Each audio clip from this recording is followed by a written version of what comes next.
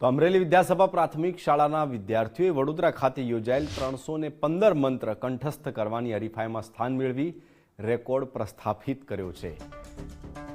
દેશ વિદેશના 15,000 ઉપરાંત હરીફોમાં પ્રથમ સ્થાન મેળવી ગિનીસ વર્લ્ડ રેકોર્ડમાં સ્થાન પ્રાપ્ત કર્યું। આ સ્કૂલ ઉપરાંત જિલ્લા માટે પણ ગર્વની વાત છે।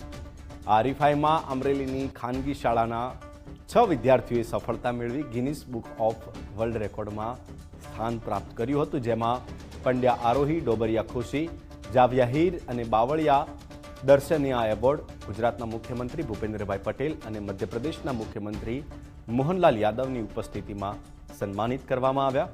વિદ્યાર્થીઓ જેનાથી ખૂબ ખુશ છે અને સફળતાનું ગૌરવ પણ છે। આ સફળતા પોતાના ગજેરા કેમ્પસ વિદ્યાસભા પ્રાથમિક શાળાના શિક્ષણ સાથે ટેકનોલોજી, વિજ્ઞાન અને ધાર્મિક શિક્ષણ આપવામાં આવી રહ્યું છે, જે આ વિદ્યાર્થીઓની સફળતાનું રહસ્ય છે।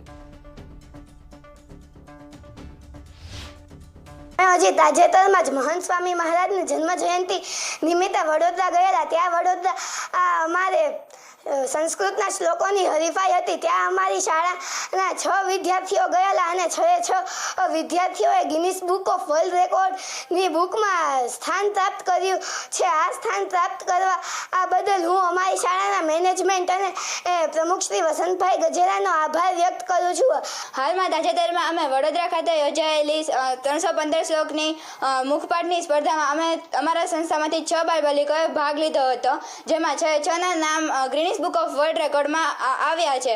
આ સિદ્ધિ બદલ હું અમારી સંસ્થા અને મેનેજમેન્ટ વતી ખૂબ ખૂબ આભાર માનું છું। અને અમારા સ્કૂલમાં શિક્ષણ સાથે સાથે ધાર્મિકતાના પાઠ ભણવામાં પણ આવે છે, જે બદલ હું આ સિદ્ધિ પ્રાપ્ત કરી શકી છું।